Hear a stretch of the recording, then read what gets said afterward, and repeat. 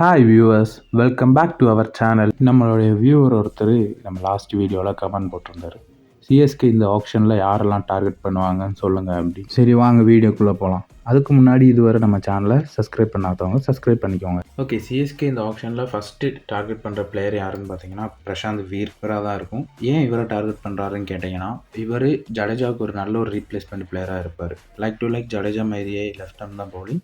தென் அதே மாதிரி ஸ்லோ ஓவர்ஸில் வந்து நல்ல பாலை நல்லா ஹார்ட் பண்ண முடியும். இப்போ நடந்த யூபி T20 கூட இவர் தான் பிளேயர் ஆஃப் சீரிஸ் வாங்கியிருக்காரு. ஸோ இவரை எடுக்கிறதுக்கு நல்ல ஒரு சான்ஸ் இருக்குது. அதுக்கப்புறம் சிஎஸ்கே டார்கெட் பண்ணுற பிளேயர்ஸ் யாருன்னு பார்த்தீங்கன்னா ஸ்பின் ஆல்ரவுண்டர்ஸாக தான் இருக்கும். அதில் நம்ம லிஸ்ட்டில் வர்றது பார்த்தீங்கன்னா லேம் லிவிங்ஸ்டன் அண்ட் மைக்கேல் பிரைஸோ. இவங்க ரெண்டு பேருமே நல்ல ஸ்பின் பவுலிங் மிடில் ஓவர்ஸில் போட முடியும். அதே மாதிரி பேட்டிங்கில் வந்து எண்ட் ஓவர்ஸில் நல்ல பால் ஹார்ட் ஹிட்டிங் பண்ண முடியும். இவங்க 2 பேரில் ஒரு ஆள் எடுக்கிறதுக்கு நல்ல. அடுத்ததாக சிஎஸ்கே டார்கெட் பண்ண போகிற பிளேயர் யாருன்னு பார்த்தீங்கன்னா அகிலோஸ். இவர் மற்ற லீக்ல எல்லாம் சிஎஸ்கேவோட டீமில் தான் இருக்கார். இப்போ ஜேஎஸ்கே டிஎஸ்கே அந்த டீம்லேயே இவர் அகில் ஹுசைன் இருக்கார். அதனால கண்டிப்பாக இவர் சிஎஸ்கேல வரதுக்கு சான்ஸ் கூடுதலாக இருக்குது. அதுக்கப்புறம் இந்தியன் ஸ்பின்னர்ஸான ரவி பிஷ்னாய் அண்ட் ராகுல் சகர். இவங்க 2 பேரில் ஒரு ஆள் கண்டிப்பாக சிஎஸ்கே நல்ல சான்ஸ் இருக்குது. மேக்ஸிமம் ராகுல் சகர் எடுக்கிறதுக்கு சான்ஸ் கூடுதலாக இருக்குது. ஏன்னு பார்த்தா ரவி பிஷ்னாயை கம்பேர் பண்ணும்போது ராகுல் சகருக்கு எக்கனாமிக் குறவாக இருக்குது.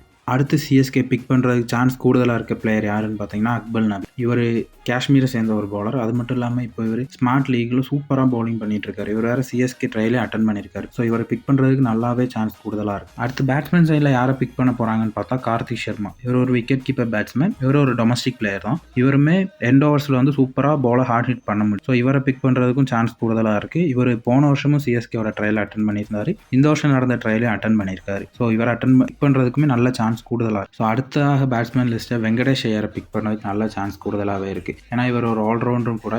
இவரால் ஒரு 2-3 ஓவர் ஈஸியாக போட முடியும். அது மட்டும் இல்லாமல் இவர் ஒரு லெஃப்ட் ஹேண்டர் பேட்ஸ். சென்னையோட பிளேயிங் 11ல் சிவம் துபே மட்டும்தான் லெஃப்ட் ஹேண்டராக இருக்குது. ஸோ வெங்கடேஷ் ஐயர் வந்தால் கொஞ்சம் கூட ஸ்ட்ராங்காக இருக்கும் லைனப். ஸோ அவரை பிக் பண்ணுறதுக்கும் சான்ஸ் கூடுதலாக இருக்குது.